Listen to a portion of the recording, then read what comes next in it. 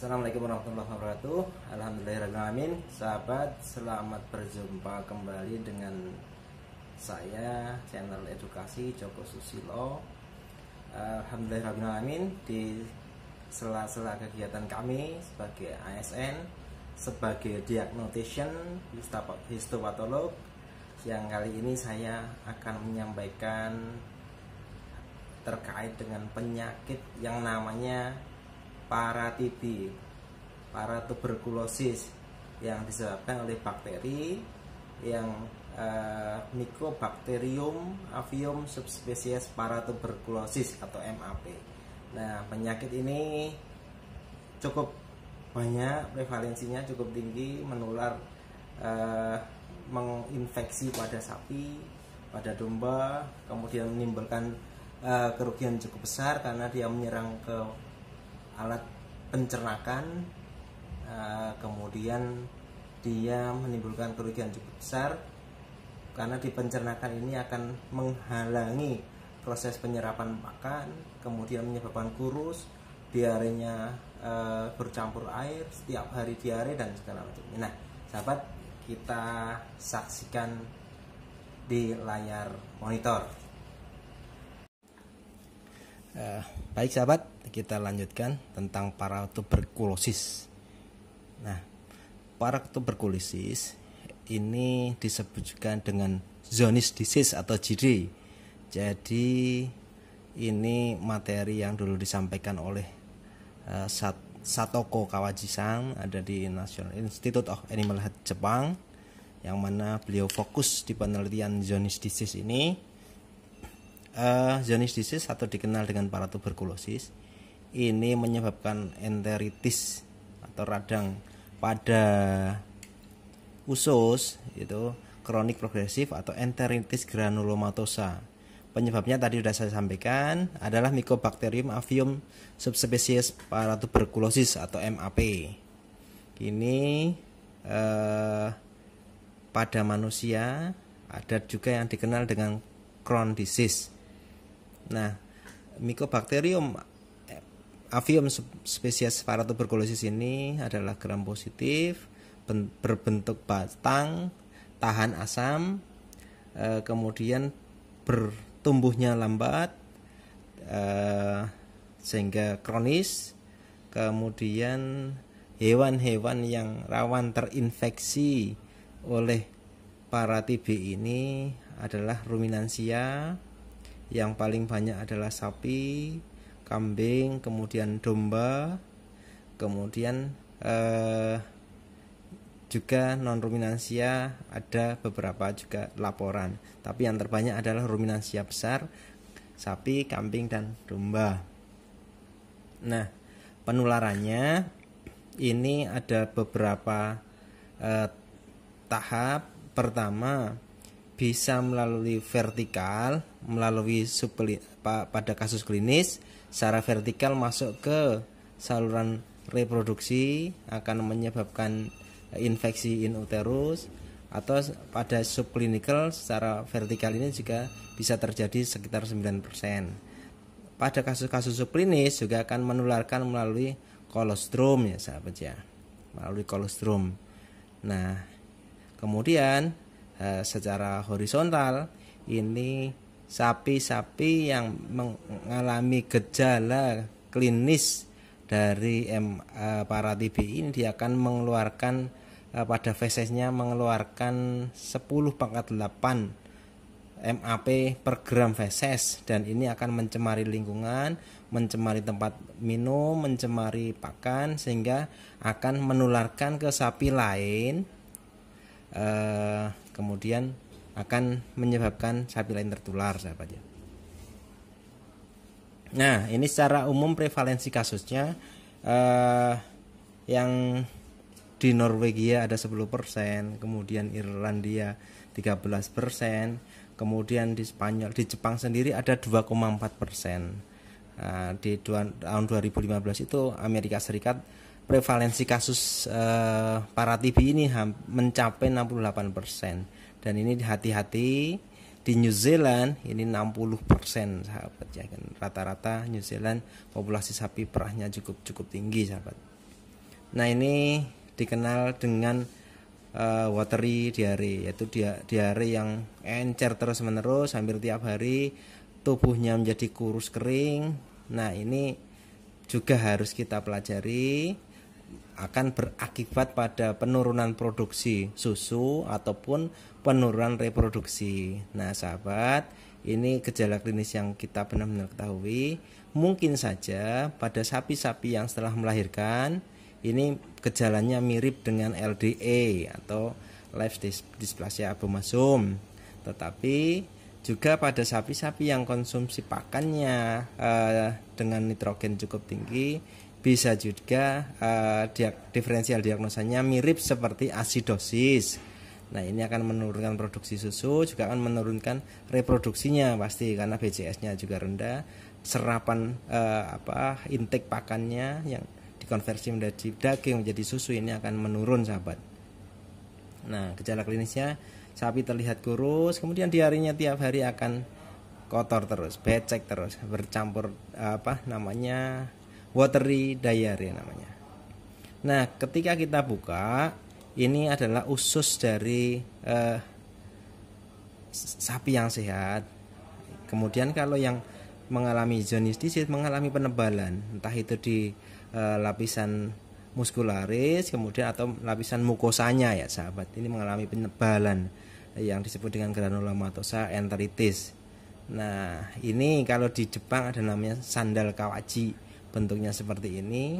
Nah, kalau kita buka bagian mukosa atau bagian dalam dari usus yang terinfeksi jaundice disease, kita akan melihat seperti ini, terjadi penebalan, terjadi pembesaran ya. Ini mirip dengan sandal waraji ini ya sahabat ya. Nah, kemudian tanda klinis pada domba ini juga sama, kurus tiap hari, diare, kotor di bagian pantatnya, kemudian di kandangnya juga kotor. Kalau kita buka, ini terjadi penebalan pada ilium, pada usus kecilnya, kemudian terjadi pembengkakan juga pada limfoglandula yang ada di enteritis limfoglandula yang ada di yang menginervasi pada usus. Itu terjadi pembengkakan. Kemudian pemeriksaan yang bisa kita lakukan pertama dengan melihat gejala klinisnya. Kalau ada sapi domba yang diare terus-menerus, kita perlu curigai.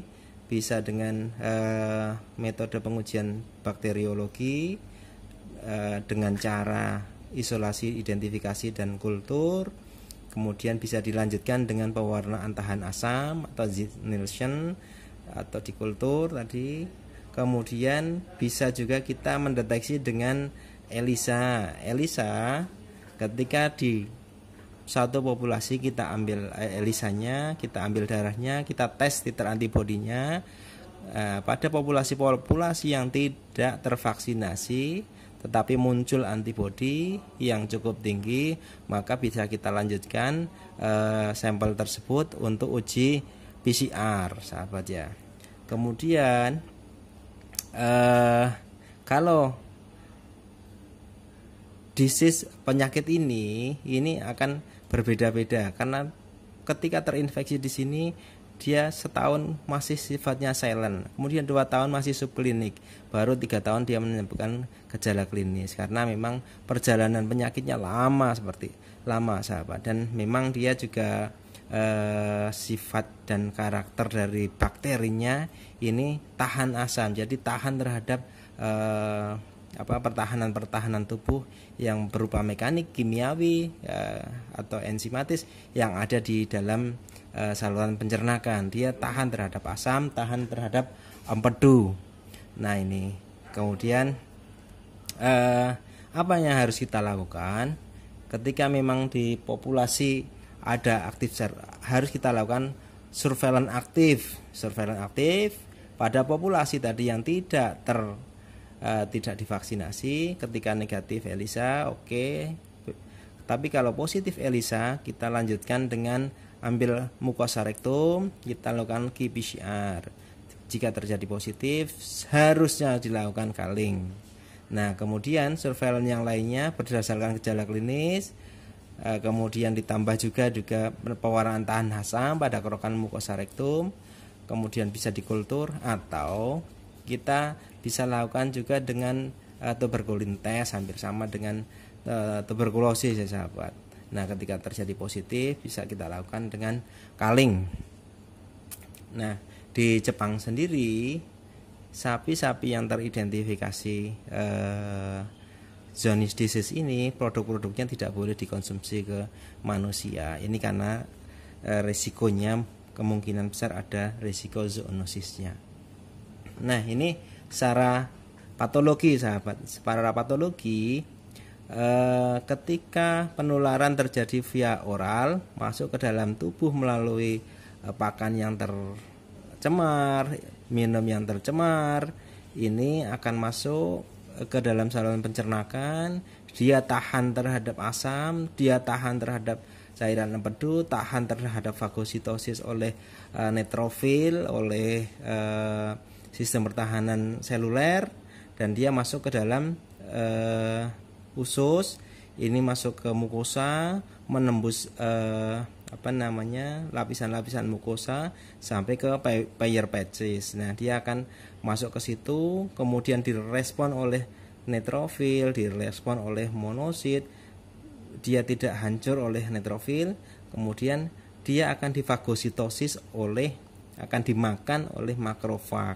Nah, ternyata di makrofag juga dia tahan terhadap proses fagositosis makrofag, sehingga makrofagnya dia malah jauh nyaman, bisa hidup berkembang di dalam makrofag, lama-lama membesar, sehingga kita bisa lihat ada namanya makrofag ini berkembang menjadi giant sel-sel raksasa yang intinya di dalamnya ada nukleusnya lebih dari satu. Ini yang disebut dengan multinuklear giant cell. Nah, untuk Mycobacterium ini sendiri dia tumbuh dan berkembang biak di dalam multinuklear giant cell ini. Ini biasanya di sini dalamnya, kemudian kita bisa lihat. Maka tanda-tanda lesi mencirinya pada para TB di histopatologinya adalah kita bisa melihat Langerhans multi giant cell pada usus. Ini menciri sekali sahabat ya. Kemudian sehingga kita sebut dengan granulomatosa enteritis. Nah, ini perbesaran yang lebih kuat. Jadi ini multinuklear giant cell artinya ada sel-sel raksasa dengan nukleusnya lebih dari satu atau multinuklear. Nah, di sini letak dari Mycobacteriumnya sendiri. Ketika satu, kemudian 2, 3, 4, banyak sekali tempat yang rusak atau nekrosa karena Mycobacterium ini, maka pelan-pelan terjadi gangguan fungsi pencernaan, ditandai dengan diare. Nah, ini juga sama, ini isinya adalah multinuklear giant cell, ini multinuklear giant cell, ini multinuklear giant cell yang kenal tadi dengan enteritis granulomatosa. Ini jelas sekali seperti itu, multinuklear giant cell Langerhans, ini juga. Nah, ini setelah histopatologi dengan pewarnaan hematoksilin eosin, kita bisa lanjutkan pewarnaan dengan tahan asam atau Zieck-Nielsen. Jadi si Mycobacterium sendiri dia akan terwarnai di dalam multinuklear giant cell. Ini banyak di area-area granulomatosanya. Tetapi ketika dia memang tidak ada proses perlawanan dari tubuh seperti pemberian obat dan segala macamnya, sehingga dia akan keluar dari multinuklear giant cell, dia akan keluar merusak sel-sel lain yang ada di usus. Kemudian dia diangkat, difagositosis lagi oleh makrofag, difagositosis oleh sel-sel raksasa, kemudian terjadi granuloma seperti ini. Nah, itu seterusnya seperti itu, dan dia akan pelan-pelan merusak sehingga memang perjalanan penyakitnya kronis atau berjalan dengan lama. Ini juga sama, dia sudah merusak mukosa, Peyer's patches, bahkan ketika memang sudah parah dia bisa menembus ke lapisan submukosa ataupun ke muskularisnya sahabat. Ini jadi pada pewarnaan tahan asam ini di backgroundnya berwarna biru, sementara Mycobacteriumnya ini berwarna merah sahabat ya. ini merah-merah ini adalah Mycobacteriumnya. Sama dengan pengujian pewarnaan tahan asam untuk Mycobacterium yang lainnya seperti Mycobacterium bovis, Mycobacterium tuberculosis, TBC, itu juga bisa diwarnai dengan Ziehl-Neelsen atau pewarnaan tahan asam.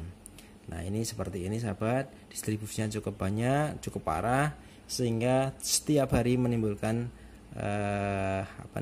diare, profus. Kemudian setiap hari juga dia akan mengeluarkan Mycobacterium ini menjadi seeding di lingkungan yang akan menularkan secara horizontal.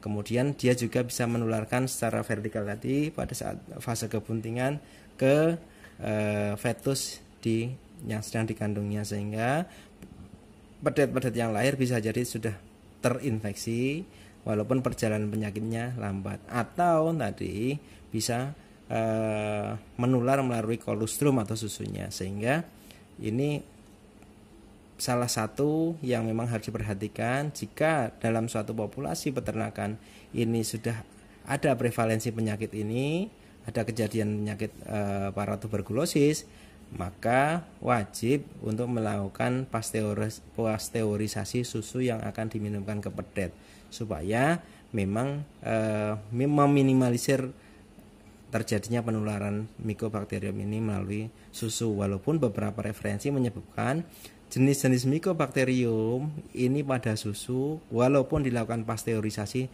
tidak akan mati, sehingga benar yang dilakukan Jepang, dia melarang produk-produk susu ataupun daging yang terinfeksi oleh Mycobacterium paratuberkulosis ini untuk dikonsumsi karena menghindari adanya zoonosis ya sahabat ya. Nah sahabat, mungkin ini yang dapat saya sampaikan, mudah-mudahan bermanfaat sebagai channel edukasi. Mudah-mudahan juga channel ini bisa berkembang di sela-sela kegiatan, saya bisa memberikan 1-2 hal terkait dengan penyakit-penyakit sahabat ya.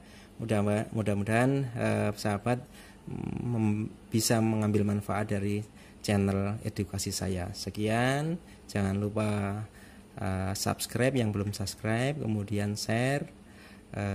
Kalau ada komen silahkan chat di kolom komentar. Terima kasih. Assalamualaikum warahmatullahi wabarakatuh.